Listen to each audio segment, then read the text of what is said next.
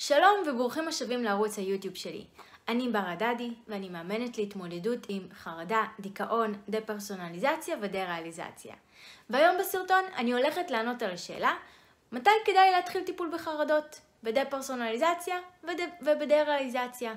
אז בואו נעשה פתיח קצר ונתחיל.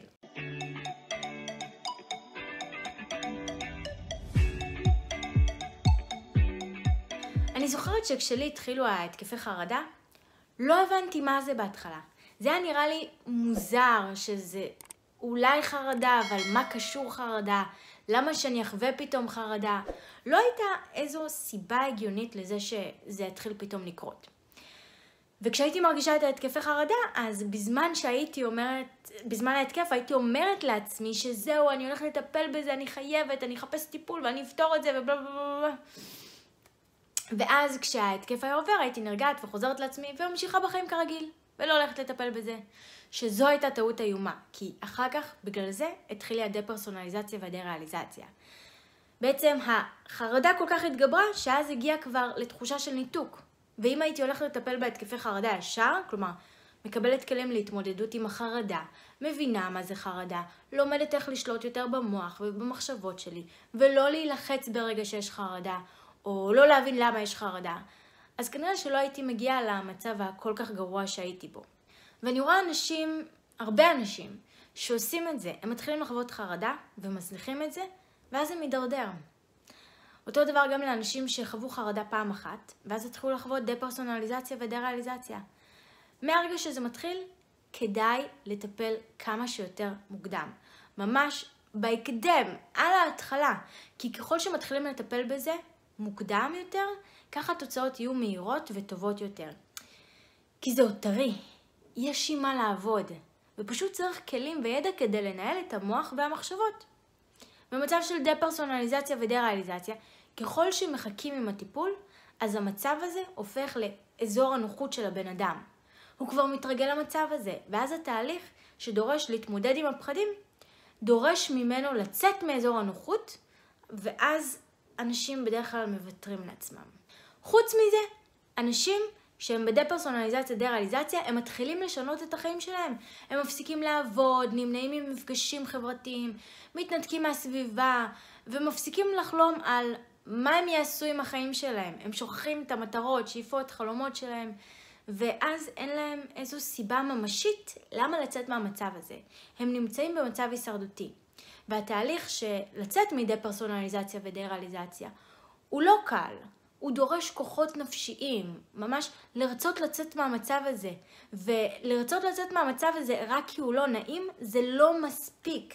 כי אם אנחנו רק רוצים לצאת מהמצב הזה כי הוא לא נעים, אז זה שם אותנו במצב הישרדותי, במצב של בריחה. אנחנו בורחים מהתחושה הזו. במקום זה אנחנו צריכים להציב לעצמנו מטרה.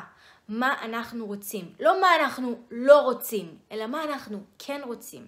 אז אנשים שנמצאים הרבה זמן במצב של דה-פרסונליזציה ודה-ריאליזציה, בדרך כלל כבר לא זוכרים מה הם רוצים וקשה להם להציב את המטרה הזו. הם פועלים מתוך בריחה, מהתחושה של הניתוק, שזה לא טוב, במקום מרדף אחרי הדבר שהם כן רוצים. ואני אסביר. אם אני בורחת ממשהו, אז זה אומר שיש סכנה שרודפת אחריי. וכשיש סכנה, אז המוח מגיב דרך חרדה. אז בעצם אני מחזקת את החרדה ותחושת הניתוק. אז חשוב שיהיה לי למה מספיק חזק. למה אני רוצה לצאת מזה? והתשובה לא יכולה להיות כי זה לא חיים או כי זה לא נעים לי. כי זה לא תשובה מספיק טובה בשביל באמת לעשות את התהליך ולהשקיע. חוץ מזה שאנשים שנמצאים במצב הזה כבר הרבה זמן כבר מתרגלים אליו. כי מתחילים לבנות לעצמם את החיים תחת המגבלות החדשות, ובאופן לא מודע מוצאים כבר את היתרונות. אני לא חייב לעבוד, כי אני לא יכול, אז יש פה איזשהו יתרון. או אולי פתאום המשפחה מראה לי יותר אהבה, או אכפתיות, או פתאום מתחשבים בי, אולי פתאום אני יכול לנוח או לישון יותר בלי שיפריעו לי, כי יש לי תירוץ טוב. אולי אני יכול ככה לברוח מכל המחויבויות שלי, כי יש לי סיבה. ואז אנשים מסגלים לעצמם כל מיני הרגלים חדשים, והם מתרגלים לחיים האלה. ופתאום בתהליך לצאת מזה, הם נדרשים להשקיע מאמץ ולצאת מאזור הנוחות. ואז קשה להם להתמיד בזה. פתאום יש להם התחייבות לתהליך. יש דברים שהם צריכים לעשות. הם צריכים לצאת מאזור הנוחות. ואם אין להם למה מספיק חזק, אז יהיה להם מאוד קשה להתמיד ולעשות את זה. כמו לדוגמה, לרדת במשקל. צריך להתאמן ולהצמד לתפריט תזונה. אם לבן אדם לא תהיה סיבה למה הוא באמת רוצה להגיע לזה, משהו שייתן לו מוטיבציה וכוח להתמיד ולהיות בתוך זה, אז הוא לא יצליח להתמיד בתהליך ולהגיע לתוצאה. וכמו שהירידה במשקל דורשת התמדה וסבלנות, כך גם התהליך הזה. זה לא יקרה מהיום למחר, זה לוקח זמן וחייב להתמיד. ולכן הזמן הכי טוב להתחיל הוא בהקדם. וכשאתם מרגישים טוב.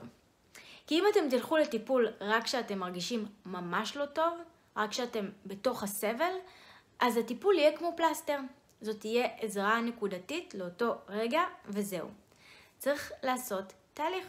כשבן אדם נמצא ממש בשיא של התחושה הקשה, אז קודם כל צריך להוריד את העוצמות של התחושה, ועדיין אי אפשר להיכנס לעומק ולטפל בזה מהיסוד, כי זה יכול להיות רגיש מדי. אז קודם כל מורידים את העוצמות, ורק אחר כך, כשיש קצת יותר התאזנות, נכנסים לעומק ופותרים את זה. וגם אם אתם מרגישים יותר טוב, זה לא אומר שזה נפטר מהשורש, כי צריך להבין מאיפה הגיעה החרדה הגדולה, או הפחד, או תחושת הניתוק, ולפתור את הטריגרים. כי אם תפגשו אותם באיזשהו שלב בחיים שלכם אחרי זה, אז כנראה שהתחושה הזאת תחזור. ובטיפול חשוב למצוא את הטריגרים האלה, ולפתור אותם. אז גם אם אתם מרגישים עכשיו יותר טוב, כדאי עדיין ללכת לפתור את מה שגרם. כי הוא אולי יכול לחזור. לפעמים אנשים שולחים לי הודעה כשהם בשיא של תחושת הניתוק, או בשיא של החרדה, ורוצים להתחיל איתי תהליך. ואז אחרי כמה שעות, כשהעוצמה יורדת, הם שוכחים את זה, ולא הולכים לטפל בזה. ואז אחרי כמה ימים, שבוע, שבועיים, זה חוזר על עצמו חלילה. אבל זה היה ברור שזה יחזור. כי גם אם העוצמה ירדה, זה לא אומר שזה נעלם. וגם אתם מרגישים ממש לא טוב, וממש ממש ממש רע לכם, זה בעיקר הזמן להתחיל לפתור את זה. בעיקר הזמן להתחיל לטפל, לבקש עזרה מקצועית ולטפל בזה.